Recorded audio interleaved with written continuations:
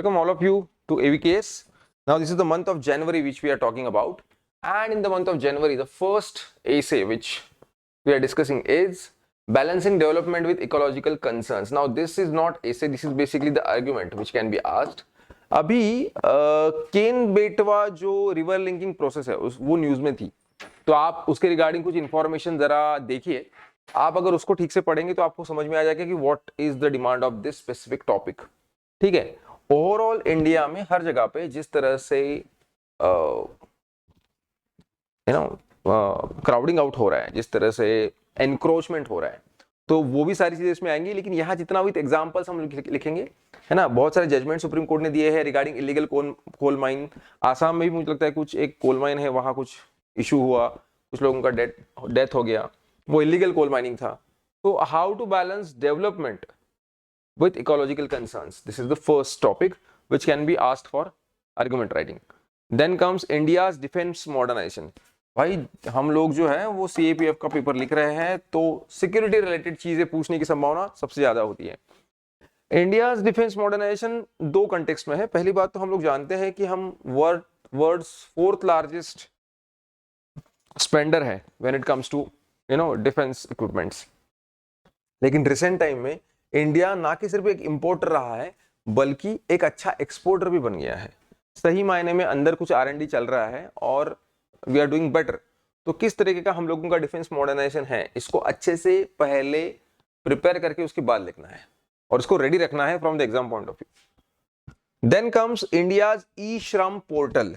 Now even though this sounds very basic part, लेकिन आपको मैं बता दूं कि हमारे देश में 90% जो लोग हैं वो इनफॉर्मल सेक्टर से बिलोंग करते हैं.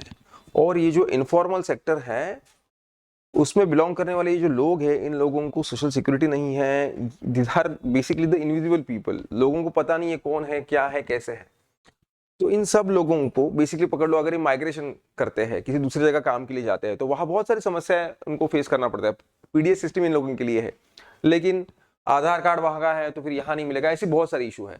तो इन लोगों की ये जो सारी सुविधाएं इनको मिलनी चाहिए, उसके लिए ई श्रम पोर्टल इस तरह से बनाया कि सारा डेटा फीड होगा, तो कहीं भी कोई बंदा माइग्रेट हो गया तो भी उसको प्रॉब्लम ना आए.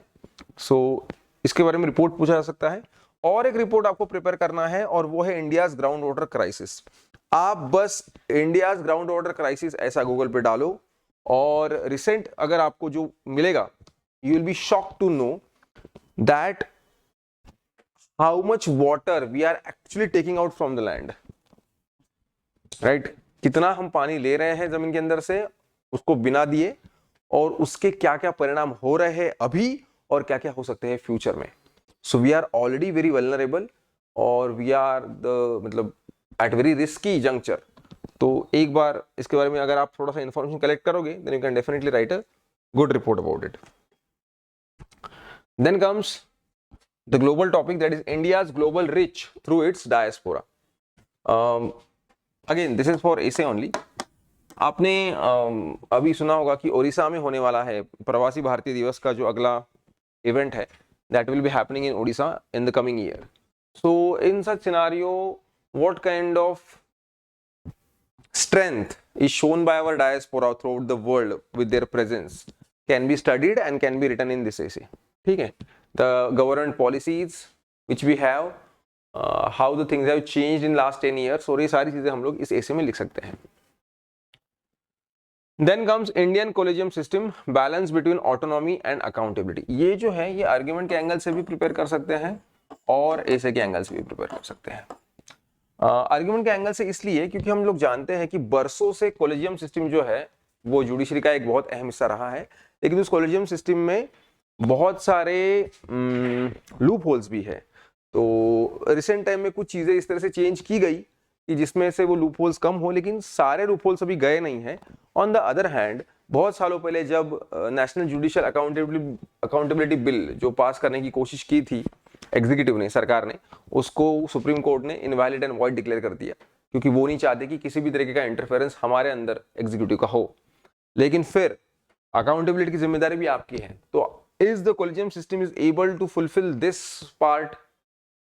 What about, like, they have their autonomy but they have to balance these two. तो यू कैन राइट ऐसे अबाउट इट और आर्गुमेंट अबाउट इट, राइट।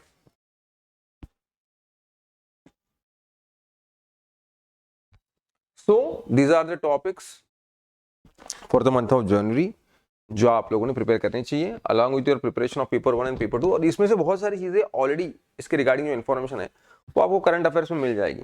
बस जब हम वो पढ़ते हैं तब हम सिर्फ पेपर 1 के एंगल से पढ़ते हैं। So it is better that we study it from paper 2 point of view और तुरंत लिख के देखिए, it will help you lot. ठीक है, चलिए, थैंक यू।